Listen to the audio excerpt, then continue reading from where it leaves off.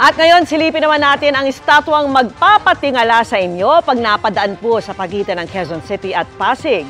Sa taas na 60 meters, mas mataas ang The Victor sa The Great Sphinx of Giza sa Egypt na may 20 meters. Kumpara naman sa Statue of Liberty ng New York sa Amerika, magiging mas mataas yan kung aalisin ang pedestal nito. 47 meters lang ang mismong Liberty. At silipin na natin yan live sa pagtutok ni Rafi Tima. Rafi! Vicky, ganito nga kaganda ang view ng bagong atraksyon dito sa isang bahagi ng Marikina River sa Bridgetown kung saan makikita ang isang dambuhalang estatwa na pinangalanang si Victor. Isang public art installation na ayon sa mga gumawa nito, sumisimbolo sa tagumpay ng mga Pilipino sa buong mundo. Kung matagal ka nang hindi nagagawi sa bahaging ito sa pagitan ng Bagumbayan, Quezon City at Ugong, Pasig, huwag nang magulat sa makikitang public art installation na ito.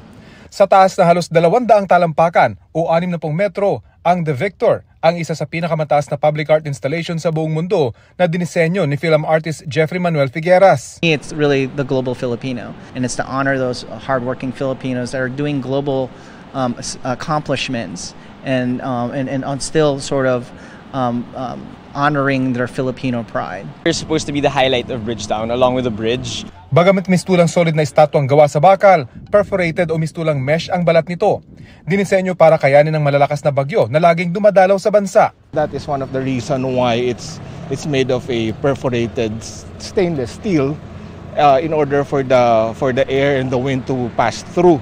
We want this as parang inspiration to everyone. Umaasa ang mga gumawa ng The Victor na maging bahagi ito ng tradisyon ng mga Pilipinong nagtagumpay sa kanilang mga larangan o gustong magtagumpay sa hinaharap. There's gonna be a podium here by the foot of the Victor in which all of the ones who want to compete in the future, they can go up there and they can put their hands on the feet of the Victor and then they can pray, they can have like a ritual talaga right before they compete so that every time they do so, it's like the whole country is wishing them luck.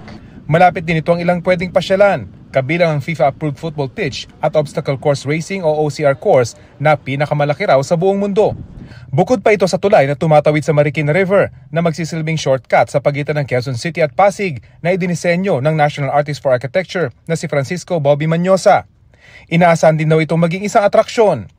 Kahit hindi pa formal na bukas, iniilawan na ito at dinarayo ng mga gustong makipag-selfie sa bagong atraksyon.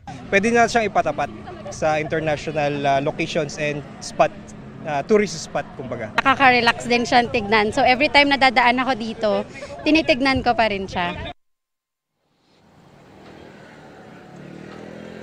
Vicky, umaasa ang mga gumawa kay Victor na tulad ng Statue of Liberty sa Amerika na nilagpasan ni Victor sa tangkad, tumagal din ito at maging simbolo ng bansa. Nakikipagtulungan na rin daw ang mga developer ng lugar na ito sa lokal na pamahalaan ng Quezon City at Pasig para mapaganda ang mismong ilog at maging atraksyon din ito. At yan ang latest mula rito sa Pasig para sa GMA Integrated News. Rafi Tima nakatutok, 24 oras. Ang ganda. Maraming salamat sa iyo, Rafi Tima.